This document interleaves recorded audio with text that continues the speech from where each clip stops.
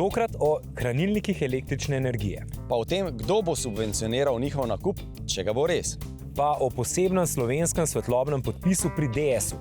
Na prvo vožnjo zapeljemo Toyota Aygo X in dizajnersko izstopajočega Peugeota 308. Na koncu pa se vprašamo, ali je po več kot 2 desetletjih res že prišel čas nakupa avtomobila prek spleta.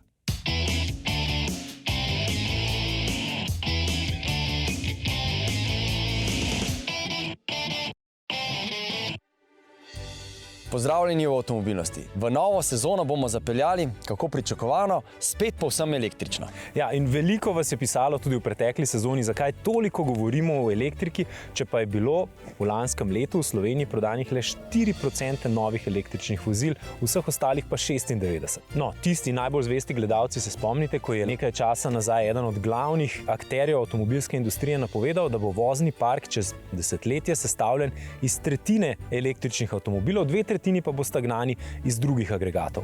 Zato danes ugriznemo še v enega od motivov za električne avtomobile. In to je, da bi lahko z električno mobilnostjo dosegli energijsko samozadostnost in s tem zmanjšali odvisnost od držav, ki nam prodajajo nafto. No, poglejmo, kako je v realnosti električna avtomobilska samooskrba in kako dostopna je običajnemu državljanu.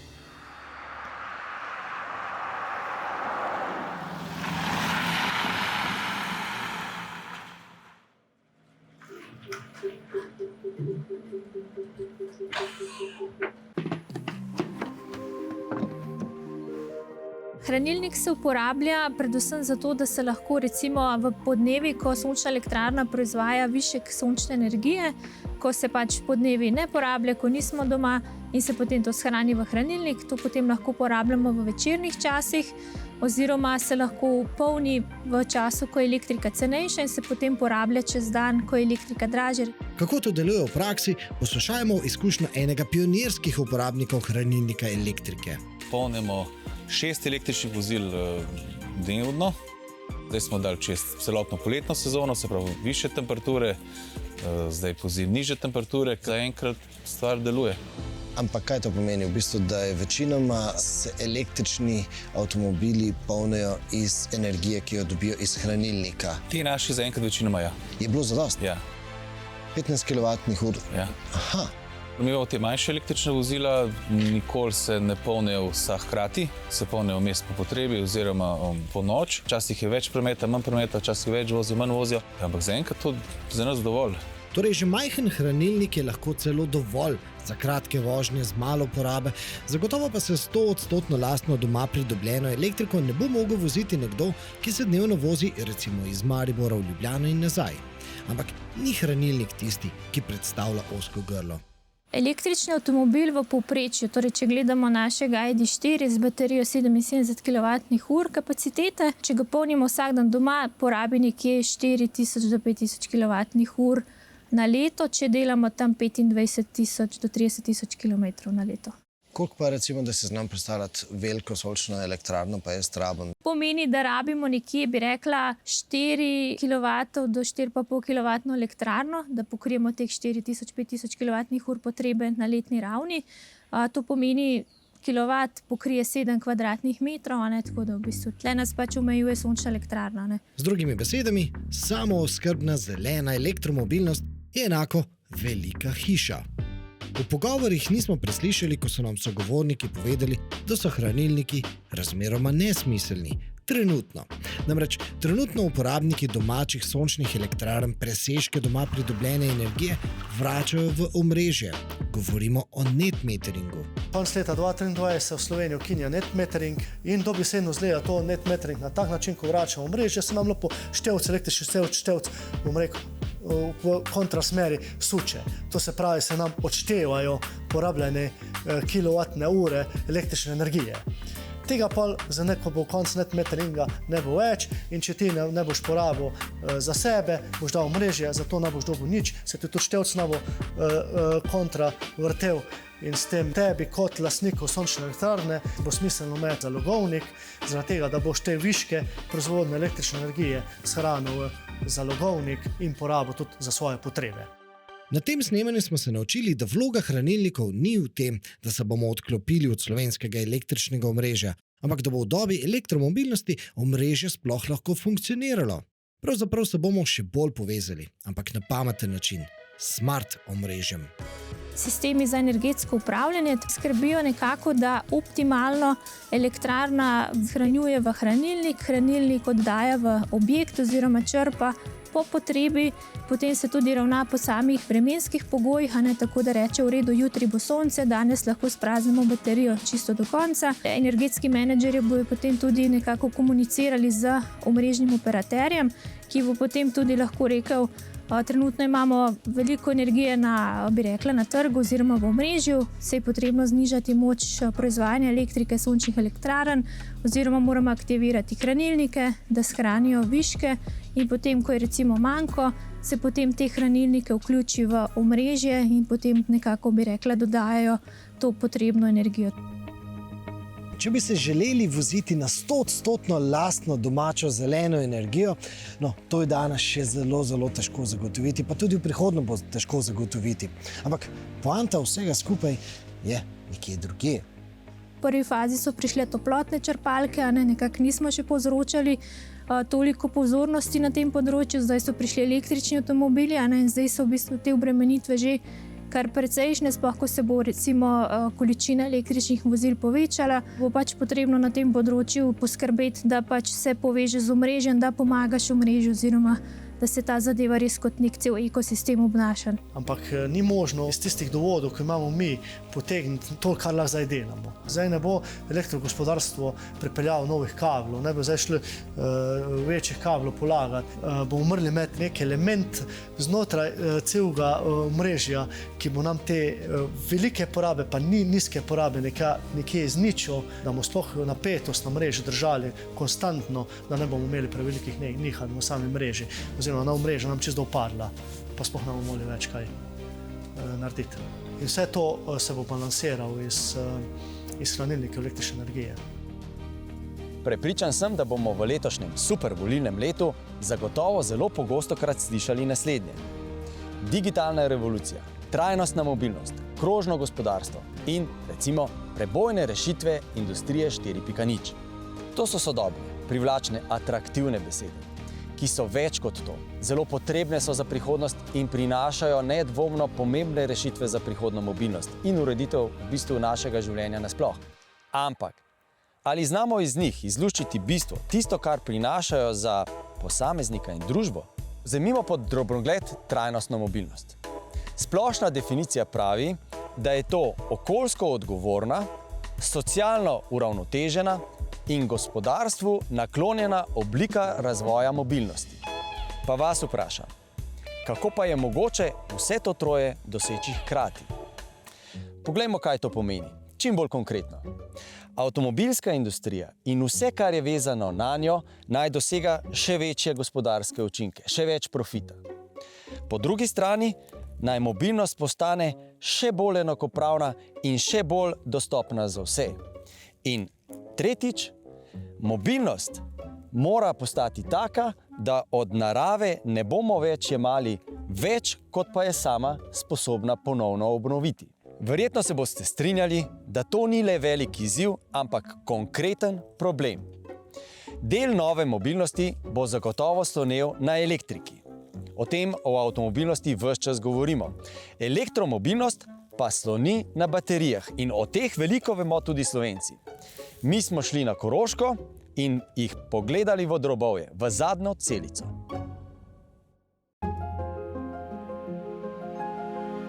Ko govorimo o celici, to je celica, imamo različne velikosti celic, pa to je celica. Napetost je pa odvisna od katode pa anode, kako katodo pa anodo uporabljamo. V tej celici noter je katoda, je anoda, med katodo pa anodo je pa separator. In to je dejansko točno to, kar gledamo, je notranjost celice. Tule je separator, od znotri je katoda, tale del je pa anoda. V osnovi uporabljamo aluminijasto folijo in uporabljamo bakreno folijo. Tule se bo morda videlo, jaz probam malo odpreti, to je bakrena folija. In na bakreno folijo, na principu čisto tanko snovjo nanašamo te, mi pravimo, aktivne materijale. Litij, železo, fosfat ali litij, nikel, mangan, kobalt. Zraven se mešajo še določena veziva in karboni.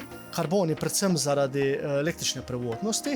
To se zmeša v tako zdrizasto snov, tako tekočo maso in to se pol nanaša na to aluminijasto oziroma bakareno folijo. To je katoda. Na anodi se pa ne uporabljajo recimo litij-ionski materiali, ampak se uporabljajo predvsem karboni, zmešani z določenimi vezivi, da dobimo tudi tako zdrizasto snov in to se pol čisto tanko nanese na to folijo. Aktivni materiali nam dajo recimo potencial. Imamo pozitiven potencial, imamo negativen potencial in razlika tega potenciala je napetost. Da pa mi ione prenesemo iz pozitivne elektrode na negativno elektrodo, moramo imeti pa prenosnik teh ionov, to so pa elektroliti. To se pravi, da se ioni prenašajo iz katode na anodo in obratno, odvisno od polnjenja oziroma od praznjenja. Imamo katodo, imamo separator, imamo anodo in to pa lepo uvijamo skupaj. In to, ko pa uvijemo v tako elipso, recimo to je prizmatična celica, cilindrična celica pa krožno uvijemo. To vse skupaj je pa pol ustavljeno, to je pač zvito, je ustavljeno v samo celico not in tole imamo gor pol odprtino, kjer mi, ko je vse to zavarjeno skop, zaprto skop, nalijemo elektrolit not. Elektrolit se fizično nalije not. Zelo velika vlaganja so v solid state elektrolit ali ta elektrolit v trdem stanju, kjer pa ne bo več v tekoči obliki. Ker recimo, če bi zdaj to celico mi preluknali, bi ona manj stekel elektrolit. Če bi pa recimo imeli mi celico solid state, pa elektrolit ne bi stekel več iz celice ven. Solid state elektrolit bo zgledal dobesedno kot ta folija. In prednost glih tega solid statea z elektrolitom bo ta, da bo predvsem dvignal gostoto, bo po mojem na 20-30% lažja, recimo kot je trenutna celica. Pa predvsem tudi zelo pomembno je ta del, ekonomski del, z elektrolitom v trdem stanju se bo tudi pocenila sama celica. Ta elektrolit ima kar visoko ceno v strošku proizvodne same celice. Ostanite z nami po kratki pauzi, zapeljamo na prvo vožnjo Toyota Aygo X. In predstavimo atraktivnega Peugeota 308 in vam povemo, da je lev doma v Sloveniji. Ni pa samo ta lev udomačen v Sloveniji, ampak tudi novi svetlobni zapis novega DS-a.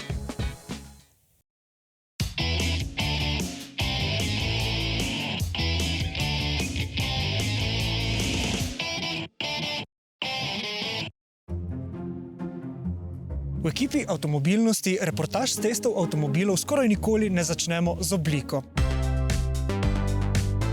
No, če že, pa se pri obliki avtomobila pogosteje zaustavimo pri testih novih Peugeotov.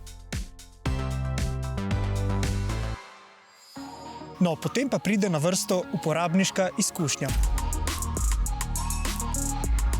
Najpomembnejša značilnost Peugeotove notranjosti ostaja posebna zasnova volanskega obroča, ki je zelo majhen in si ga nastavimo nekoliko nižje kot običajno. To rešitev pri Peugeotu v vseh svojih avtomobilih uporabljajo že kar nekaj časa. No, mi smo se na njo navadili in v resnici menimo, da lahko ob pravilni nastavitvi sedeža dobimo kar dobro rešitev. Predvsem pa je v mestu tale majhen volan zelo priročen in lahkoten za sukanje. Zaslon nad volanskim obročem ponuja prikaz podatkov v tridimenzionalni tehniki, a ta rešitev je predvsem zelo lična. Tu je tudi nov osrednji zaslon, oziroma bolje rečeno dva zaslona. Na tem manjšem spodaj si lahko nastavimo bližnjice do tistih funkcij, ki jih uporabljamo največ. In te bližnjice si lahko nastavimo poljubno in zelo nam je všeč, da lahko nastavimo res zelo veliko različnih funkcij. In pozdravljamo tudi odločitev, da so pri Peugeotu ohranili nekaj fizičnih tipk za tiste najpomembnejše funkcije. In tukaj zraven je tudi velik vrtljiv gumb, kjer nastavljamo glasnost. Temu bi lahko rekli pametna digitalizacija. Potniška kabina je povsem nova. Poleg zanimivega oblikovanja jo zaznamujeta predvsem zvočna zatesnitev in občutek kakovosti materialov, ki sta med najboljšimi v tem segmentu. Če sedeži različice GT v prvi vrsti s svojim udobjem zlahka prepričajo, se v drugi vrsti sedi zgolj spodobno. Za družinsko rabo bo bolj primerna karavanska različica 308, ki bo imela tudi bolj zajeten prtljažnik. Pogon novega Peugeota 308 je lahko bencinski, dizelski ali hibridni, prihaja pa tudi popolnoma električni. No, tokrat smo preizkusili bencinskega. Gre za kombinacijo 1,2-litrskega turbo trivaljnika s 96 kW moči in 8-stopenjskega samodejnega menjalnika. Poprečna poraba goriva ob zmerni vožnji se giblje okoli 6,5 litra na 100 prevoženih kilometrov. Motor ima tipičen karakter trivaljnika in nekateri bi dejali, da bi temu avtomobilu morda bolj pristal bolj uglajen štirivaljni motor. Zakaj? Področje, kjer izstopa, je predvsem udobje. In zato poskrbi dobro nastavljeno vzmetenje, ki izjemno učinkovito blaži neravnine slovenskih podeželskih cest. No, poleg tega pa je 308 prepričljiv tudi v zavojih, predvsem v primerjavi s križanci. Kombi limuzine so tu še vedno korak spredaj, pa čeprav tega avtomobila ne bi postavili med najbolj dinamične v segmentu. Pri delovanju radarskega tempomata in sistema za zadrževanje vozila na voznem pasu bi si želeli predvsem dodatka kapacitivnega volana, ki ga naš testni avto ne ponuja. So pa na drugi strani zelo dobrodošli matrični LED žarometi. In še kratek mestni test. Pohvaliti velja predvsem preprosto manevriranje, ki ga omogočata zares majhen obračalni krog in odlična vzvratna kamera, ki ob vrtenju volana spreminja kot pogleda. Novi 308 je v primerjavi s svojim predhodnikom velik korak naprej na vseh področjih. Je sicer avto, ki želi prepričati že od daleč. Želi si biti privlačen, no pa če tudi si tega nekako ne želi, mu je očitno uspelo. In to bi lahko bil za njegovo usodo zelo dober znak, ker vemo, da se večino avtomobilov kupuje z očmi. Še nekaj pa je zelo zanimivega na tem Peugeotu 308 in to je značka z logotipom, ki je narejena v Sloveniji. Najprej izdelajo veliko gladko sprednjo površino. Ta je izdelana iz polikarbonata. Zares zanimiva surovina, ki jo pa uporabijo na zadnjem delu, pa je indi. In ta indi, ta zmes, je narejena tako, da ne interferira z radarskimi valovi in zato je ta značka s tem materialom primerna za modele, ki imajo radarski tempomat. Zato na najsodobnejših avtomobilih, opremljenih z zmogljivimi radarskimi tempomati, ne vidimo več kovinskih značk, ampak samo še plastične, ki pa zdaleč niso tako atraktivne. No, od značk pa k svetlobnemu podpisu, ki je zasnovan in izdelan v Sloveniji pri Heli in krasi novega DS-a.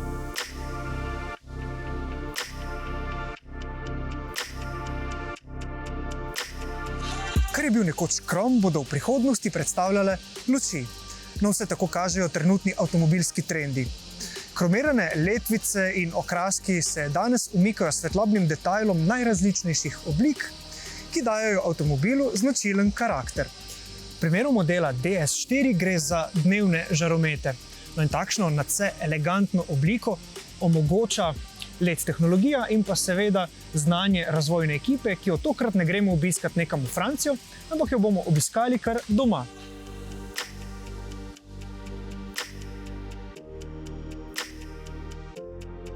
Pravzaprav vse, od prve do zadnje komponente, od vijaka do prezračevalnega elementa, vse skonstruiramo in razvijamo sami. Mi dobimo od njihovih stilistov pravzaprav neko tehnično skico, računalniško skico, tako rekoč, to je zunanja površina na avtomobilu, mi hočemo imeti svetilko.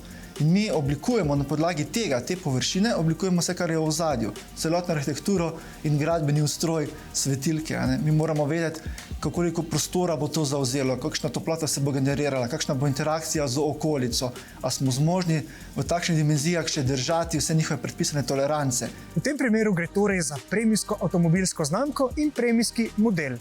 Kakšne so torej zahteve in posebnosti?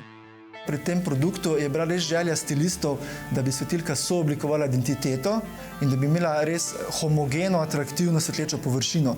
To nam je tukaj uspelo z tem difuznim materialom in zelo lepo atraktivno razprši svetlobo. Na tak način skrije te pikselizirane LED izvore in naredi svetlobo bolj enotno. Pri zagonu avtomobila se po teh reflektorskih segmentih prižge dnevna funkcija. To je bila ena od osnovnih zahtev DS znamke, kar je tudi zdaj zadnje čase že kar zahteva pri premijskih znamkah, da imamo kakšne bolj atraktivne svetlobne podpise. V tej dimenziji sigurno na trgu še ni toliko velikega, ki bi res toliko odločilno prispevala k signaturi sprednje maske in s tem k identiteti vozila. To je sigurno, smo pionirji na tem področju. No, pri Heli Saturnus Slovenija pa ne poskrbijo le za razvoj, ampak tudi za proizvodnjo teh žarometov. No, pa se preselimo iz Ljubljane v Kamnik. Smo na začetku samega procesa, kjer sestavimo elektroniko na reflektor. Je delno avtomatiziran proces, pri katerem je avtomatizirano samo vijačenje. Na naslednji postaji sestavimo v ohišje reflektor, preklopimo kablažo, ko delavka zaključi, da na trak kos, da pridemo do lepilke, se vstavi na paleto ohišje plus leča, kjer z robotom lečo poberemo, jo odstavimo na ohišje in potem se kos da sušiti. Ko se lepilo primerno ohladi, nadaljujemo s testi, preverimo, da so kosi tesni, da so kosi optično ok, da vse funkcije delujejo in potem gre kos na trak dobrih kosov. In absolutno nas zanima, kako bodo videti žarometi oziroma svetlobni detajli avtomobilov, ki na trg šele prihajajo. Ampak seveda, to pa je odeto v tančico skrivnosti.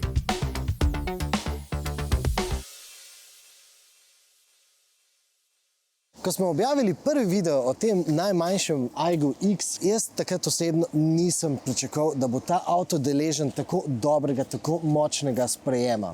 Ker še pred leti je kazalo, da so ti najmanjši avtomobili pravzaprav pasé.